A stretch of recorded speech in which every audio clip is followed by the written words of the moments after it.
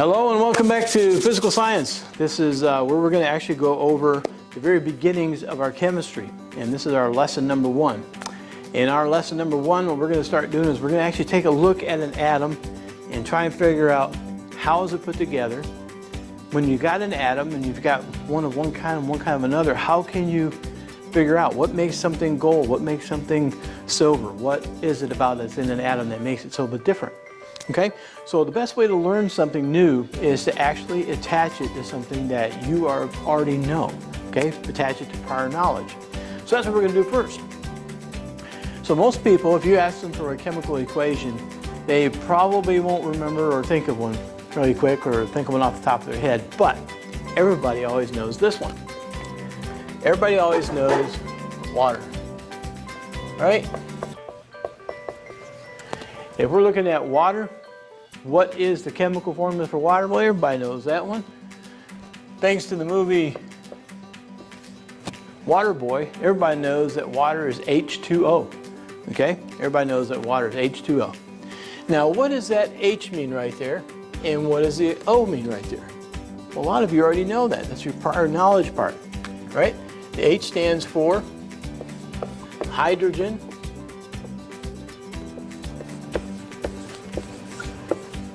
And everybody knows that oxygen is the big O. And oxygen. Okay? So we got to ask the question.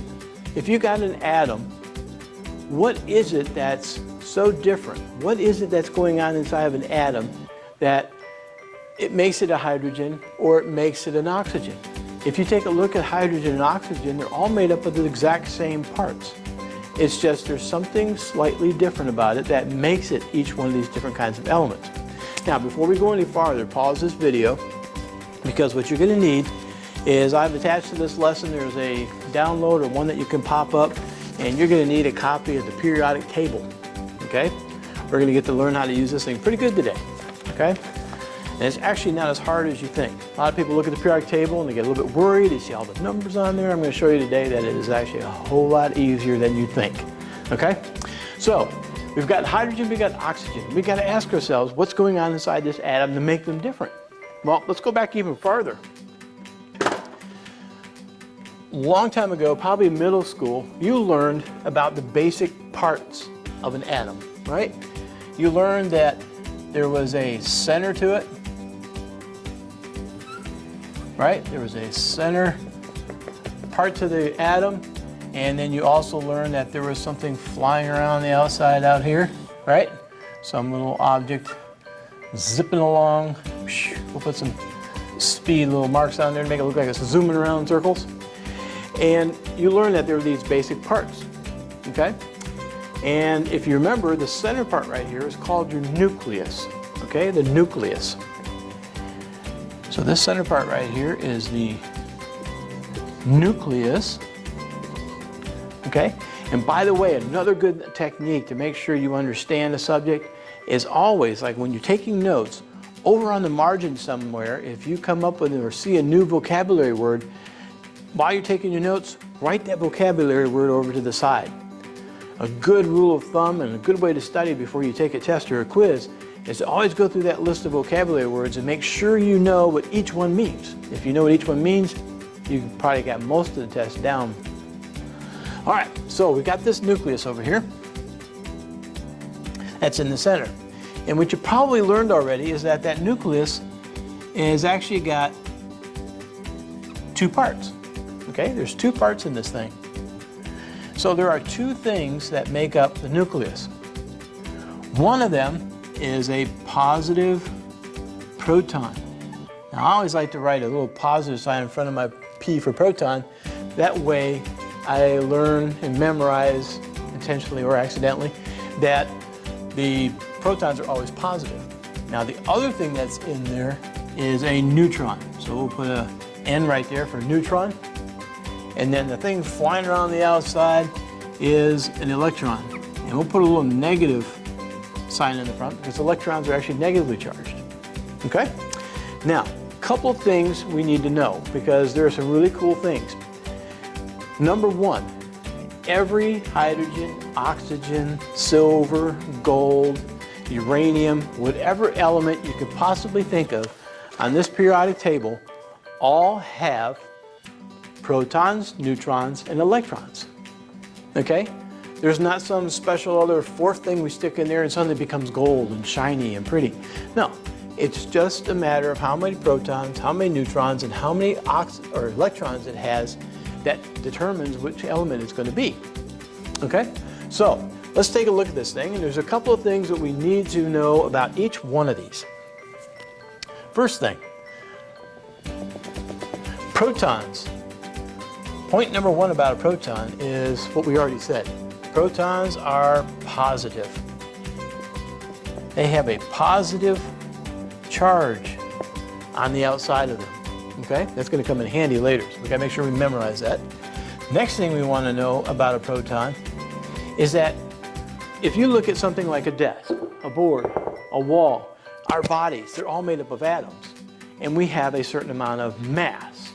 Okay? And what gives us all that mass is because we're made up of those atoms. So that means these atoms have got mass to them.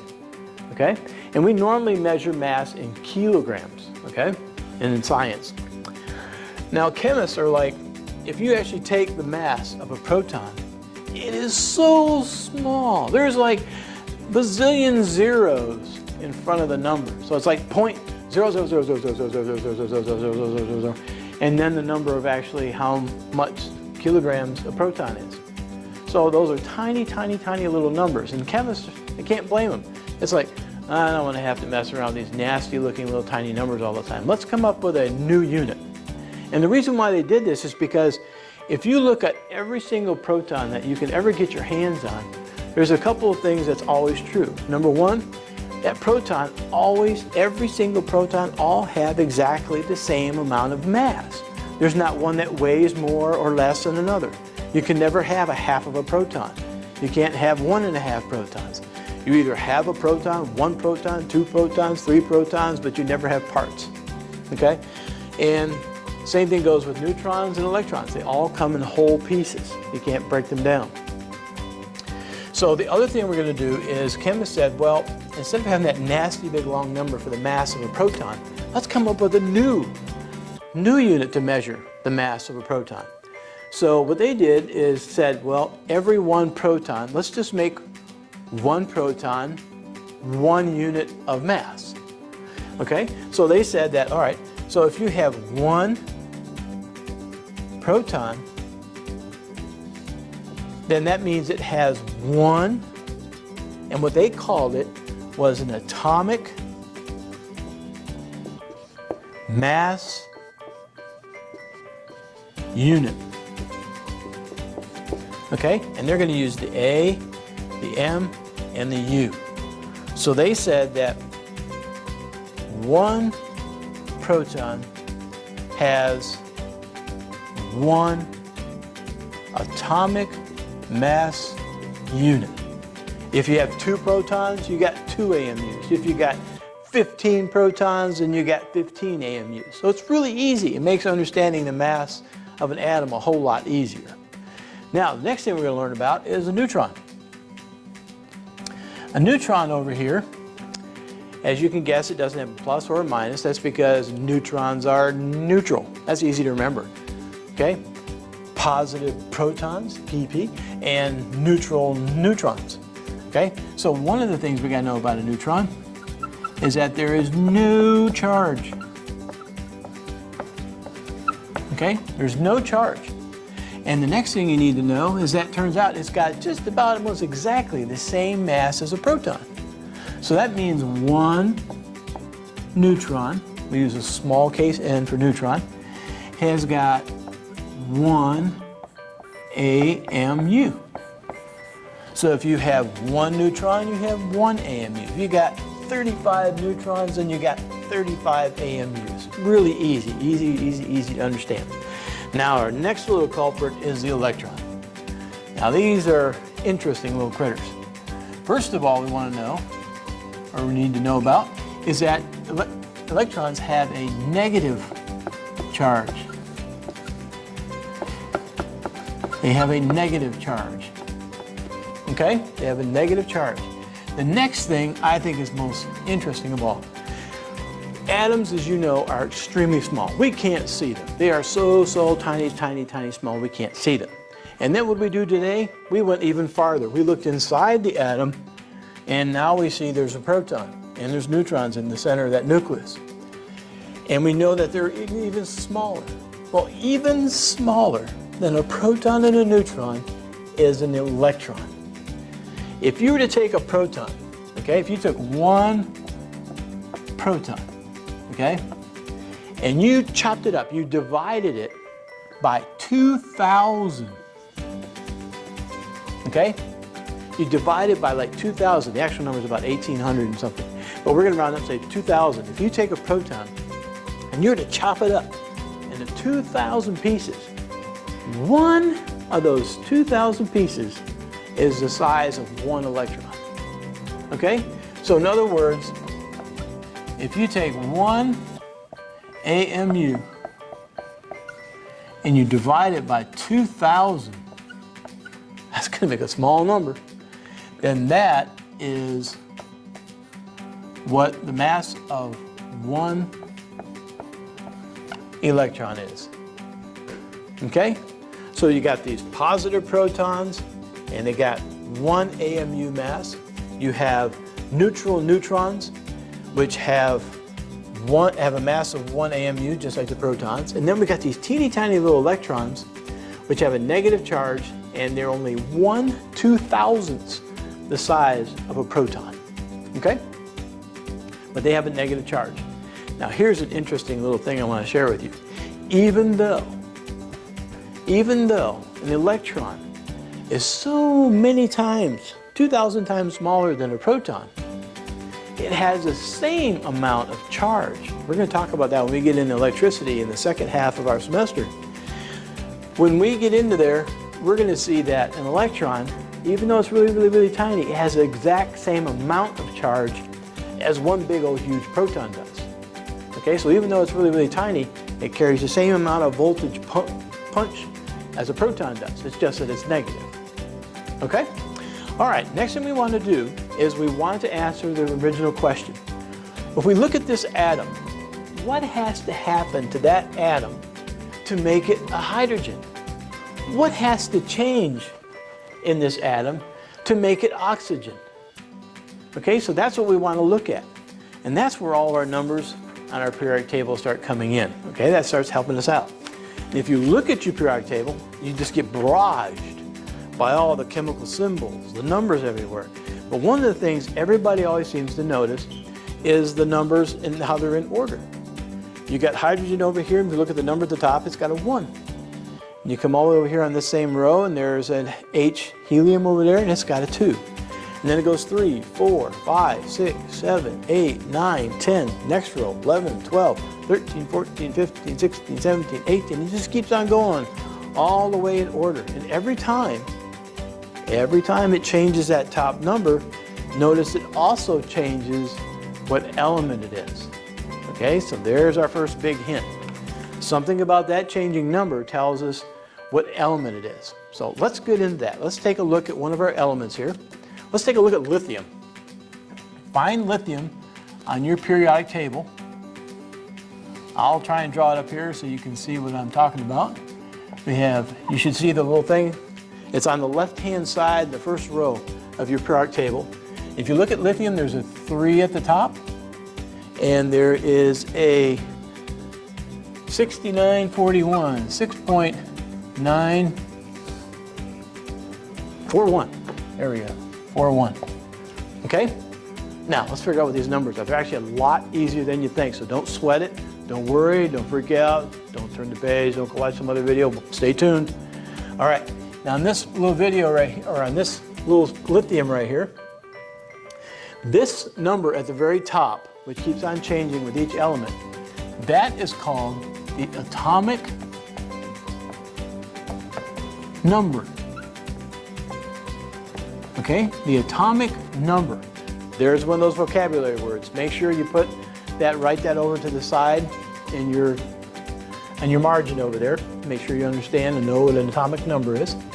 And the atomic number tells you, here it is, It tells you the number of positive protons, nothing else. It doesn't tell you anything else. It just tells you how many protons does this element have, okay? So I think some of you have already answered our original question. What makes something oxygen? What makes something hydrogen? I think you already probably figured it out. Now this bottom number down here, that tells us what's called the atomic mass. Okay?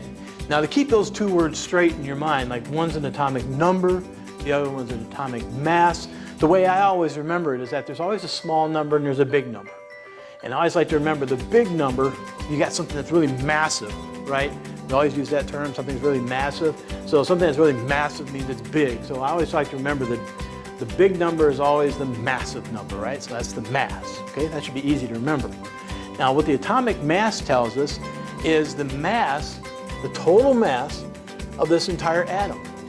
It takes the mass of all the protons, it adds it to the mass of all the neutrons, and then somebody originally went and started adding up all the number of electrons. But you know what? What a waste of time. Why do we need to add the number of electrons? Look how small they are, okay? They're so small and the mass is so small that it really doesn't count, okay? So when we say this atomic mass right here, it's only the number of protons plus the number of neutrons. Okay, it's just the number of protons and neutrons. The electrons, they went, it's so small, let it go, who cares, okay? So we're going to ignore the number of electrons. And I know this isn't a whole number. I'll explain to you in the next lesson or two why that is not a whole number. But for now, we're just going to pretend like it's a whole number. So this tells me the number of protons. This tells me the number of protons and added to it the number of neutrons. So the number of protons is up here and it's actually added into this one number too, okay? So something I want you to always be able to do, and it's critical. We're going to talk about later on in the weeks to come, we're going to talk about how to look at two chemicals. We're going to be able to figure out how are they going to react. Are they going to react? Is it going to be explosive? Is it going to get hot? Is it going to get cold? Is it going to make a big flash of light?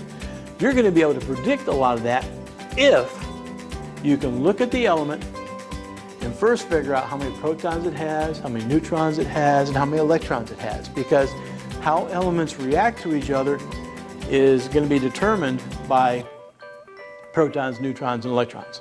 Okay, so it's very, very important that you will always be able to do this. So that's why this is foundational that you know how to do this today. So what we're going to do is something I call the PNE, okay? The PNE.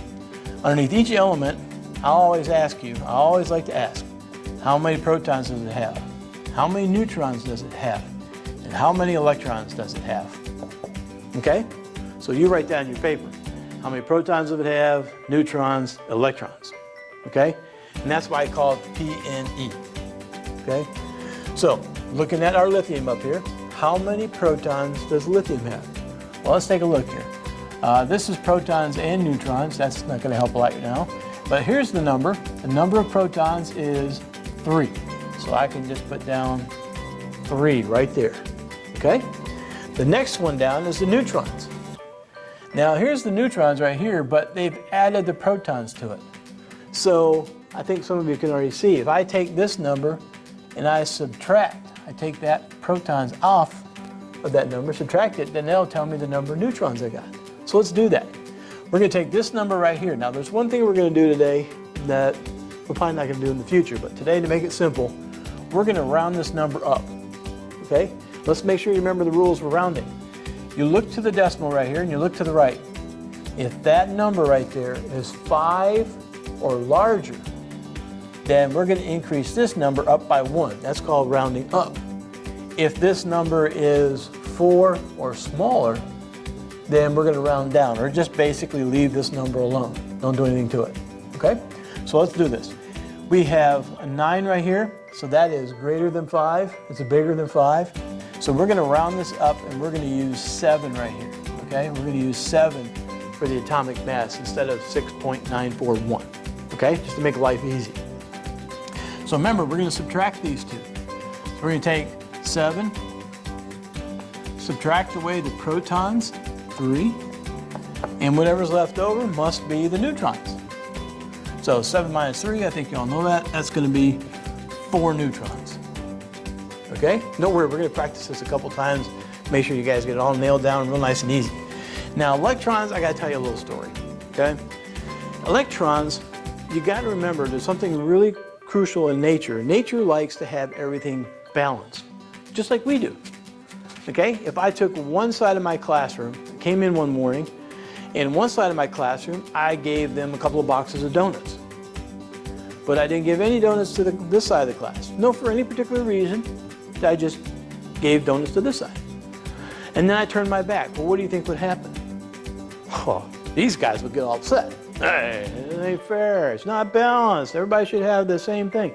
Before you know it, somebody's adding up the total number of donuts, dividing it amongst all the other people in the classroom to make sure everybody has the same number of donuts. Make it even, make it fair, make it balanced. Nature's the same way. Atoms are the same way. To begin with, an atom like lithium wants to have the same number of positive charges and the same number of negative charges. So if you've got 3 positive protons, we want these two numbers to match. Now in a couple of days I'll show you what happens when they don't match, which is pretty cool, but I don't want to jump the gun too quick. So you got protons right here, you got 3 positives, so we want to make it equal, balance it. So we've got 3 positives, you want to have 3 negatives. And that's all we do for the P and E, the proton, neutron, electron. Okay, so now you know how to look at any element on that periodic table, and you should be able to tell me the number of protons, neutrons, and electrons. Okay, so let's take a look at another one. We're going to do a couple of these together just to make sure everybody has got this nailed down. All right, let's take a look at the element right next to lithium. If you look at lithium on your periodic table, okay, if you look at lithium on your periodic table, look right over to the next one. That's called beryllium, Be. So let's take a look at Be. So we're going to take a look at beryllium, Be. And I'll draw what looks like on your periodic table. And in beryllium, we have 4 and 9O12. Okay, everybody see that? Now, beryllium, what are we going to do? We're going to do the P and E. We want to know the number of protons it has, the number of neutrons it has, excuse me, and the number of electrons it has. So which one of these numbers tells me the number of protons? Let's go back over here. Remember, the number at the top is the atomic number. That always tells me the number of protons. So number at the top, or basically the small number, is a 4. So the number of protons is 4. Now hopefully by now you're almost getting bored. You're like, oh my gosh, this is so simple. Can't believe he's dragging this out. Keep up with it now. Okay, I'm hoping that you are, if this is almost boring, that's a good sign. That means you've already got this down, it's simple, and you'll be able to do the assignment really easy. All right, so we got 4 protons. How do we find the number of neutrons? Now remember, number of neutrons, this number right here is has protons in it and it has neutrons. So we got to subtract it, right? All right, so let's see the rounding rule. We look at the number to the right of the decimal. It's a 0. That is smaller than 5. So that means we're going to round down. So that means that this 9 right here doesn't change. So we're just going to use 9 for mass. So we're going to take the big number minus the little number, and 9 minus 4 is 5, right? So we have 5 neutrons. We got 4 protons, and we have 5 neutrons because we subtracted. How many electrons again? Remember, this is a story about balance. Everybody wants to have balance, so you got to have the same number of positives and negatives. So if you got 4 positives, you're going to want 4 negatives just to keep everything balanced.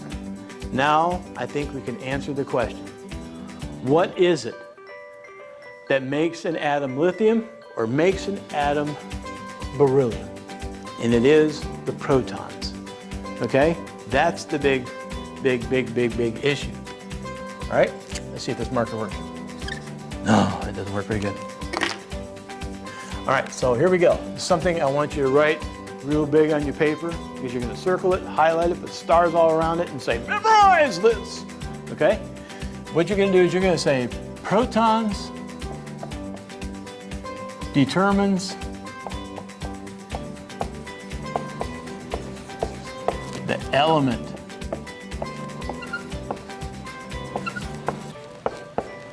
All right? Put an exclamation point. Put stars around that thing. Put a cloud around it. Highlight it with a highlighter. Sprinkle some gold and little twinkly things on it. All right? But you got to memorize that positive protons determines the element. In other words, the number at the top is what determines what element is going to be. So if we had lithium and somehow chemically we could take a proton and throw it in there, it's no longer lithium, it becomes beryllium. Okay? Simple as that. It has nothing to do with the number of neutrons. It has nothing to do with the number of electrons. Because over the next couple of days, I'm going to show you what happens when we take these two and we change the number of neutrons and we change the number of electrons. And you know what will happen? The atoms, these elements, are going to stay the same, but they're going to have special properties. Okay? So it's the number of protons. Protons determines the element. Okay? Now we're going to do 2 more elements just to make sure you got these nailed down. Because I don't know about you, but I always wish the teacher would go over a couple more examples just to make sure I got it nailed down. Okay? So we did elements on the left-hand side of the periodic table. Let's go all the way over to the other side of the periodic table. And we're going to look at right over here, almost over on the end, couple down, and look at chlorine. A lot of times they put chlorine in our water to help sanitize it so we don't drink little critters or something dangerous that'll make us sick. So we use chlorine. So we use chlorine, and the numbers, if you look at your periodic table, is 17. And was that 35, 45? Yep, 35.45. Now I think some of you have already got your P&E done on your notes, right? Positive protons, number of neutrons, negative electrons. How many protons does chlorine have? Remember, it's the smaller of the 2 numbers. It's the one at the top. We have 17. Number of neutrons. Remember, we got to subtract these 2 numbers to get the number of neutrons. So look at this number. You got to figure out if we got to round up. Look at the number to the right. Is that 5 or larger? No. Okay? Don't pay attention to this one. We want to know just this number here. Is that one 5 or more? No. So we're going to round down, leave that at 35. So we'll say 35. Now don't forget, subtract those 2 numbers. So we're going to subtract that 17 off of there. And what's 35 minus 17? 18? Is that right? Yeah, I think so. So 17 be 34, add one more 18. There we go. So we got 18 neutrons and electrons. Remember, we want the same number of positives and negatives, at least start with. So we have 17 positives, we're going to need 17 negatives, and we're done. Okay? One more, and we'll be done for today.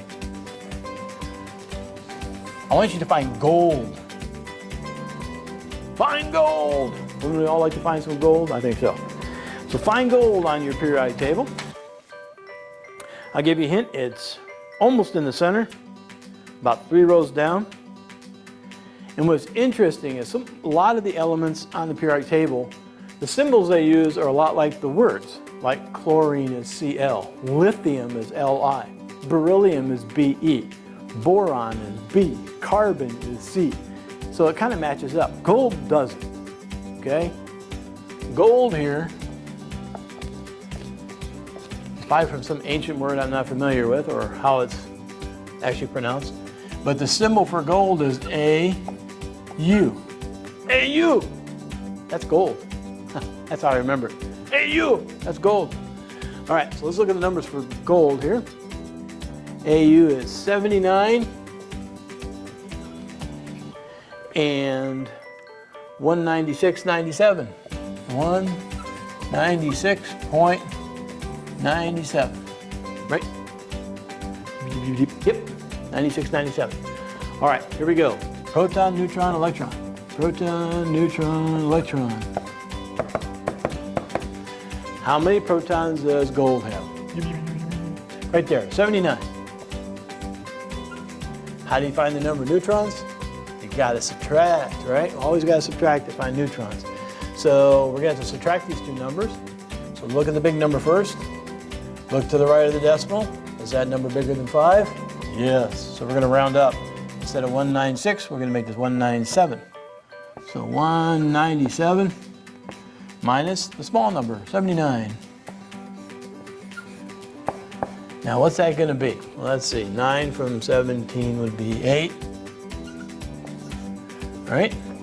And that's gonna be 18, 9 would be 8, and 7 would be 1. And there's still a 1 on the front, is that right? No.